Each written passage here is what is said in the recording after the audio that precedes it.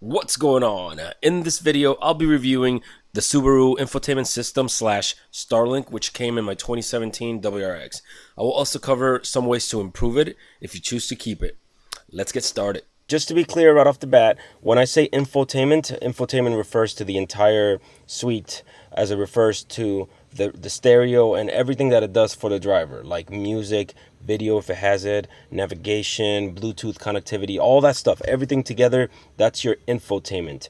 The Starlink is like your OnStar, like old school OnStar, and that's a subscription service that has your roadside assistance and all that stuff. So technically, they're different things, although sometimes they're used interchangeably. Most cars nowadays will have your infotainment. Not all cars obviously have Starlink. That's a Subaru thing. I'm gonna give you very quickly, just to get it out of the way, the biggest gripe that anybody can have with this stereo, I think anyhow, is the sound quality and how underpowered the head unit is. I've already made videos about that. I just wanted to get that out of the way. And if this is your first video that you watch on this subject, check out my others. But just know that it's atrocious and the head unit is severely underpowered. So it doesn't send out the proper wattage to the crappy speakers that the car has. And if you go and replace the speakers with better speakers like the Kicker upgrade, it's still not going to send out the proper wattage. It's going to sound better, but it's not going to send out the proper wattage to those speakers. And it's just basically a lose-lose situation. And I will tell you what you can do about that at the end of the video. But for now, we're just going to move past it. Sound sucks. Let's leave it at that. One of the biggest things that I hated about the stereo is the fact that it doesn't play FLAC files. So these are your sources right here. So if you go to music right there, you can put all of the files that you want on a thumb drive and play it. So right now, that's what this is right there. But it doesn't play FLAC files. I would much rather have the ability to play FLAC files, and I'll just go and buy a big thumb drive that can house all the FLAC files and listen to premium quality music in my car. This doesn't give you that option. It doesn't play those files. Another one, of course, is the fact that it doesn't have Android Auto. I know some newer models have it. This one doesn't, and it also doesn't have navigation. So just so you know what I'm reviewing here. Now, can you still use it with your phone? Of course you can still use it with your phone. You can always hook it up through Bluetooth, pull up Android Auto on your phone, and just watch it on your phone, but it's not the same. That has limitations. Then you're only looking at it on your phone. You'd have to have your phone up somehow, and you're basically not using your screen. All right. So it kind of defeats the purpose, because the whole purpose of Android Auto and CarPlay is to be able to grab your phone, plug it in, leave it in your glove box or something like that, and control it completely from the head unit, and in such a way where it's not distracting and it's easy to do while you're driving or while you're in the car. So this doesn't have it.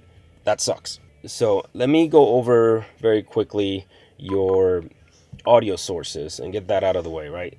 There's a large inconsistency between different sources. While FM will sound very crappy, right? Music, your USB will sound much better than FM. Bluetooth audio will be somewhere in between. Pandora will be somewhere in between. It's just a lot of big inconsistency in between sources. Better head units don't do that. They have better processors inside that process different sources of information differently, and they spit it out in such a way where when you're changing from one to the next, the quality stays fairly consistent.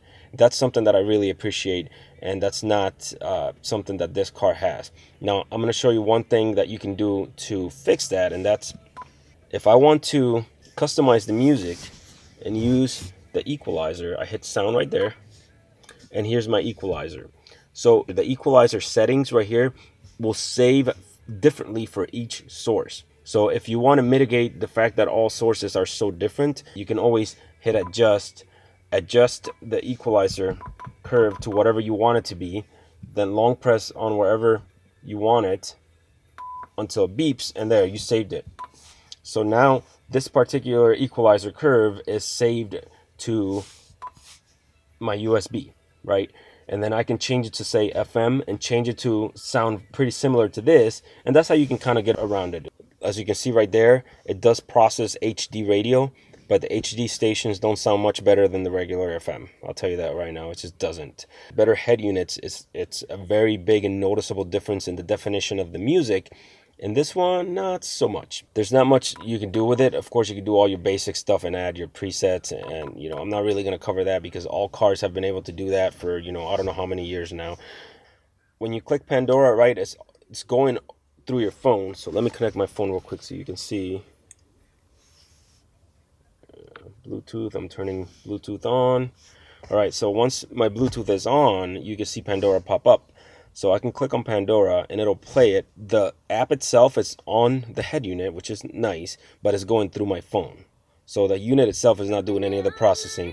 So I can actually, if I turned off my phone right now, this would go away. All right, let me go to apps and show you what the apps are. Here's the apps that it comes with. Not a lot. So you have Subaru Starlink. Mirror Link is supposed to work, but it sucks. I can't get it to work. I just quit. I quit carrying. I tried. It's supposed to be kind of like mirroring your phone. And some apps that are Mirror Link enabled are supposed to be able to, you're supposed to be able to download the app on your phone and then show it on the screen through Mirror Link. It's a pain in the butt. I tried to do it and I just quit. I got frustrated and just quit. Your phone, if you hit phone, you have your basic stuff for the phone. If you're not too demanding of it, it works. If you hit home, you can kind of have all of your major settings on here and you can click them. Like if you click apps there, it's the same as clicking the apps button here. If you hit audio, it's going to take you to whatever audio source is playing right now. If you hit phone, obviously it takes you to your phone. Info will give you these gimmicky apps. And I say gimmicky because they're pretty worthless. Your phone does it and does it much better. And I tried this when I first got the car and I had the free trial for Starlink and for the app. For me, it was pointless. It was gimmicky. I have my phone in my pocket. My phone gives me all these things. I don't need my car to also do it. But if you're interested at all in any of these things, they're there. It is what it is. I didn't use it. I used it literally for one day and just stopped. When you have Bluetooth connected and you're playing music and you have different things going on, the screen can get a bit sluggish. It's not all the time, but it could be a bit sluggish. When you have your USB, well, hit the button. When you have the USB playing, there we go. That, you saw what was happening there. I'm hitting it and it's not really going. That's part of the problem. That's part of that sluggishness that I'm telling you about. But when you have your USB source playing, you can put different folders in the USB drive, right, and use it like a playlist. So if I hit list right there, it's going to take you to all of the folders that I have in that USB drive. So right now, these are the folders that I have in that drive. So I'm playing 90s music right now. So let me hit 90s just to show you the kind of the songs that are in there. So it brings you the list of the songs that are in there. If I hit, Smash Mouth, bam, it's going to take me to that song and play it. So let's say I want to pick a different song. You would think that if I hit list, it shows me all of the lists in that folder. It doesn't do that. So I hit list and it brings me back to this folder and I have to click again on 90s and then I can get to the song. I think that's stupid. It should bring me back to this particular folder because that's where I'm playing the song out of. Another thing about this is, let's go back to 90s, right? So let's see. I have in this particular folder 77 songs. I like to listen to my music randomized, so I could hit shuffle, right, to randomize the music. Out of 77 songs, this thing will repeat a bunch of songs before it goes all the way through the entire list. There are songs there that I bet that I has never played, and there's other songs that it plays 3 or 4 times on my drive to work. It's just another quirk that makes me hate it. One final thing that I want to say about the sound of the car. There's very little customization that you can do with it. So you have this equalizer right here and you have your bands. There's really large gaps between one and another. You only have 7 of them, which if the car was a really high quality audio, this might be able to do the job, but because it's not, this doesn't do the job. There's very big gaps in the customization that you can do with a sound right there. So that really sucks, but it's not just the sound. The customization that you can do with the unit in general is really not much. You change the color theme of it, say, amber or whatever. You can change the color, but that's about it. So it's very unimpressive. You get really bored with it very, very quickly. As far as I know, there's no secret menu in this particular unit. Like previous years, there used to be a secret menu that you can get into to improve the sound. This unit doesn't have it. So in this particular screen, you can see all of the settings that you can get into. You can turn the screen on and off. You can go to all the general settings. Split screen, you can see what it shows you when you do a split screen. You do the split screen by long pressing on the audio button. So if I long press on the audio button, it'll do split screen. Voice, you have some settings for the voice there. These are general contrast and brightness display settings. I'm not going to get into them because they're very basic and self-explanatory. Same thing for the Bluetooth, or you can connect it as a phone, it's an audio device, both, either. And your audio, again, not a lot for audio. That's it right there. Those are all the settings that you have for your audio. You can't customize this at all. That's in a nutshell all of the reasons why I'm getting rid of it. So to be fair, to give you the pros, things that I like about the unit, I like the design. I think it's pretty, I guess, contemporary, and it gives it a nice stock look to it. So if you like to have a stock look, then that's, I guess, a redeeming quality of the unit. All of the basic stuff for the car, regardless of what my opinion is of it, it works. Right, so your Bluetooth, all that stuff works. So that's another good thing. There's no glaring huge problems other than the quality of the sound. Another redeeming quality of the infotainment system, at least in this car, is that it's relatively simple to fix it and relatively simple to improve the head unit or change it completely. Now, I'm going to go over that in a minute. So I'm sorry, that's about all that I can say about it, and that's why I'm getting rid of it. So now I'm going to give you things that you could do if you want to keep it, the things that you can do to make this infotainment system work for you. So you watch this video and you decide that you can live with these issues and that you just want to improve them, right? So what can you do about it? First thing you could do to improve the car is to get the kicker upgrade, or get a speaker upgrade of any kind. Doesn't necessarily have to be the kicker upgrade. The kicker upgrade just happens to be the easiest way to do it because it's an OEM solution to the problem. I've done complete videos on how to replace that. I've done a review of the kicker speaker upgrade, so you can check out those videos for more information on that. But that's step one, improving the speakers in the car, because the stock speakers really suck. But more importantly, the problem is your head unit. And to fix your head unit, you can either replace it or you can install an inline amplifier, which I already did. So I have several videos covering my installation of an inline amplifier into this system, and it fixed the problem, right? It fixed the underpowered head unit. It really did make the car sound much better, and it made the kicker speakers pop. I've done reviews on it, so I'm not really going to cover that right now, but just know that that's a solution and something that you can do. So if you want to keep your car stock and you want to keep the stock head unit, you can get an inline amplifier. It doesn't have to be this one.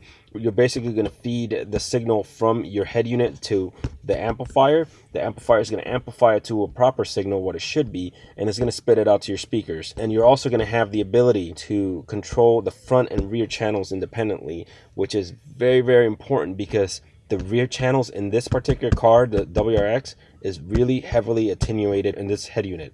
Heavily attenuated. This right here will make the car sound far and away much better than when it comes stock. So that's a solution. Check out my other videos if you're interested in this. I go into detail as to how to do it in this car. I go into overview as to what this is. I go over the features. I go over all this stuff. So check out my other video if you want more info on this. If you want to go even above and beyond from that, you can also get a 5-channel amplifier. And a 5-channel amplifier will allow you to amplify all 4 door speakers and also add a sub to your system. I think all cars can benefit from a small sub. I'm not talking about rattle your windows or rattle your neighbor's windows. I'm just talking about fill bass that completes the sound. Right now in my car, I have a inline amplifier, the Alpine inline amplifier, and then I have a separate amplifier for a sub that is giving me that fill bass.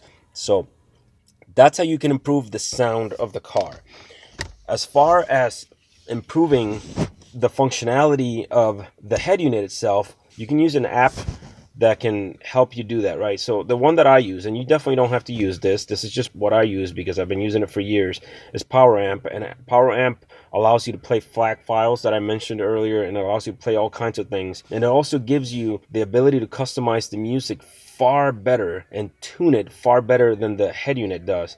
And if you're hooking up your phone via the aux port, you can make it sound pretty decent too, especially if you already have the Alpine or any inline amplifier installed. You can make it sound pretty good. And that's what I'm doing now, and it actually sounds pretty good. Now, I did a whole nother video going over how to improve the stock head unit sound.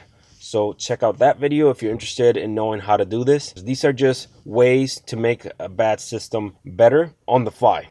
I have been okay with the sound since I installed the inline amplifier and the active line out converter, and I cover that in a different video.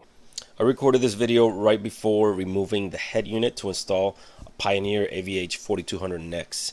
That was a great decision, and it greatly improved the sound experience in my car. If interested, check out the unboxing, installation, and review videos, all of which I will link in the description along with links to everything I mentioned here.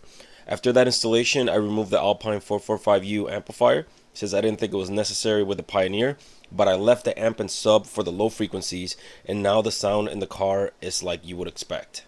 Thanks so much for watching. If this was useful, be sure to hit that like button and consider subscribing for more automotive tutorials, mods, and reviews. Take care.